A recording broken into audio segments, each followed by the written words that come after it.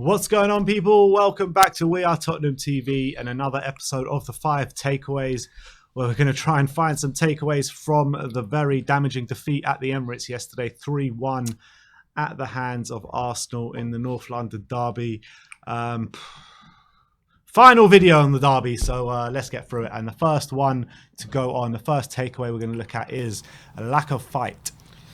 Yes, Spurs against Arsenal had their lowest tallies of the season for tackles and interceptions yesterday. 15 tackles and only 9 interceptions, which really shows what we saw on the pitch was a complete lack of passion, fight, and anything resorting in competitiveness. And I think definitely the backline and midfield choices contributed to that. But we need a lot more from players, especially North London derby, when they're going to be up for the fight, and we need to match that, and we didn't. I don't know what it is about going to the Emirates, because it seems as though every time now, the last like 2 or 3 years, we've gone to the Emirates, just no fight whatsoever. Is that 3 losses in a row now? Yeah, no, we got, I think 2-2 was 3 years ago. Oh, right? yeah, you're right. 2 years ago. But even that day, yeah, we were 2-0 up, but we were still terrible that day. We just got 2 lucky goals. And like the last 3 games at the Emirates now, no fight, no passion, no aggression whatsoever. And when you cast your mind back to the 3 prior to that, I think we drew three times in a row. We were unbeaten to Arsenal for 3-4 years.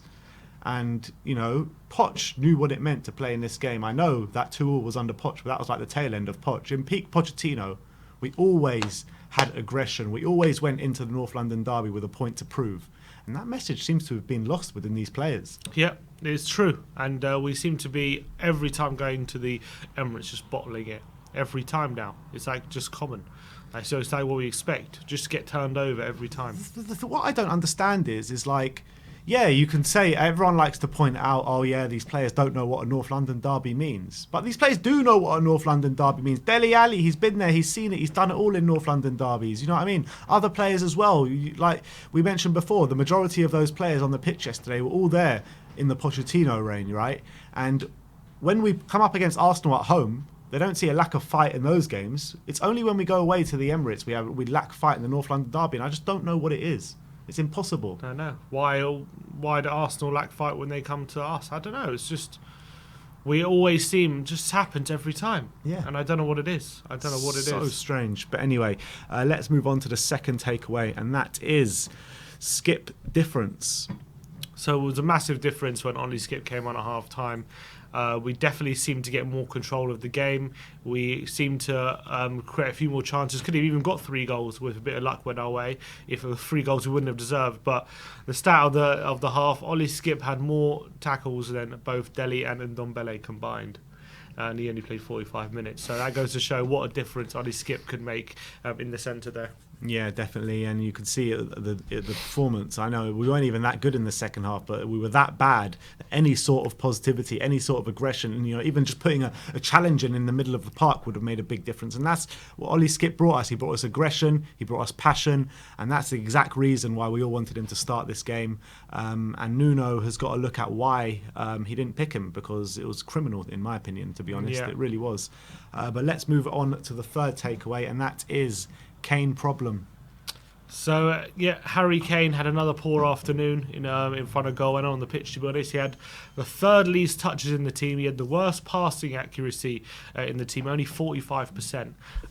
He had the lowest passes in the team as well. Only 11 passes made throughout the game, which Gil played for 20 minutes and he had more passes than Harry Kane. And he had one aerial duel throughout the game. However, he did manage to get 5 shots on goal, which was more than the rest of our team combined, forcing Ramsdale into 1 save and also having a good chance, which he just didn't take, put it just wide. But apart from those moments, it was really another really poor day from Harry Kane on the pitch, and we need to figure out what to do with this situation at the moment, because not having him involved, whether it's a team structure or a person or him himself, something has to give at the moment, and something is just not working. For the past few games, it just hasn't been working. No, it hasn't. And you're right, we need to come out with some sort of solution. I'm not sure what it is, but Nuno has got a lot of work on his hands, and that's an understatement. Let's move over to the fourth takeaway, which is a long ball team. Spurs attempted 105 long passes yesterday, which is more than any other game we've attempted this season. There was also over 20% of our passes were long range passes. Nuts. It really that goes to show our struggles in ball retention and our ability to kind of progress the ball organically through the lines and put Arsenal in midfield, ask questions of their midfield. Made it way too easy for their midfield to just not have to put pressure on Ndombele and Dele if we just bypass them every time. And it was really, really hard to watch when it came to those long balls. And Lucas Moura said after the game, he's in an interview today he said it was just way too many long balls, no aggression, no passing. We didn't play our football at all, even though with the quality we have, and we just went long too many times. Yeah.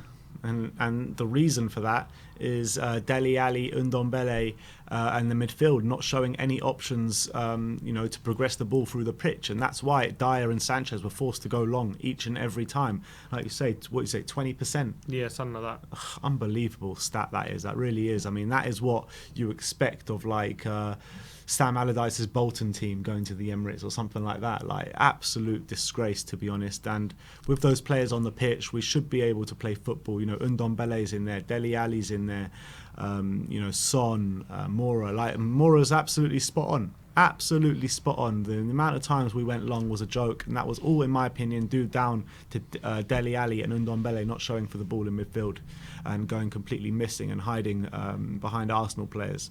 But anyway, let's move on to the last and final takeaway, and that is 3 times a charm. Yeah, so Nuno set a bit of a record. Not a record, but he matched a record yesterday. Spurs have now conceded 3 goals in 3 consecutive games for the first time. Do you remember when? 2003. 2003. And do you know what games they were? Southampton. Yeah. Can't remember the other 2. Chelsea and Fulham. And they are yeah. coincidentally... Was it not 4-0, 4-0, 4-0 that? It was 3-0, 4-2, 3-1. Okay. And coincidentally, those were Glenn Hoddle's last 3 games in charge. So the last manager to do it, that was his last spell as a Tottenham manager. I remember once, I think it might have been the year prior to that, I think we lost 4-0 3 times in the space of a week Yeah, or that was something. 2 Chelsea games. That was 2 years before that, I think. 2 years before that. Yeah. 2 Chelsea games. FA Cup game, right? And another game against someone else. I think Chelsea as well. I think twice against Chelsea and once against United. That's what I said, twice against Chelsea. And against United, sorry. Against United, yeah. Yeah. So that was Glenn Hoddle's last 3 games in charge. Let's just hope Nuno doesn't follow suit. But look, he's... And how many seasons were Glenn Hoddle in charge for? Was it 3? yeah, 3, yeah. Was it 3? No, yeah, I don't know. That was his 3rd, I think. That was his 3rd. But Nuno is under serious pressure now. And that doesn't bode well. That was a terrible season, that one. Yeah.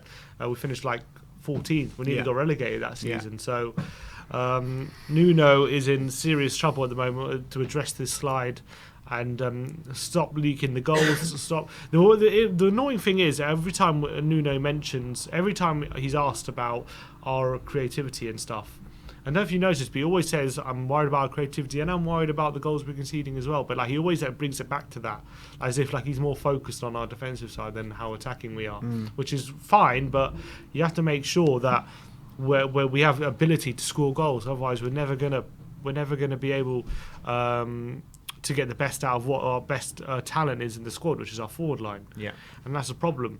So look, 3 goals conceded in 3 consecutive games is terrible. Do you think that our next 3 games, Aston Villa, Newcastle away, West Ham away, if we get beat in all these 3 games now, next 3 games, is Levy going to pull the trigger? If we lose our next 3 games, I think, depending on how we're playing, but let's say we're playing terribly, I think there's a decent chance he might, might panic. Because that would put us probably near the relegation zone if that happens. Yeah. So, how many? That's 9 games in. How would that be? 6 losses in 9. I mean, that would be terrible. It would be terrible, but let's hope it doesn't come to that. Yeah, let's hope so. But anyway, those are 5 takeaways. I want to know if you have any other takeaways. Let us know in the comments section below. And let us know what you thought of our takeaways as well. Thank you, everyone, for joining us today. Like, subscribe, and comment. And as always, come on, you Spurs.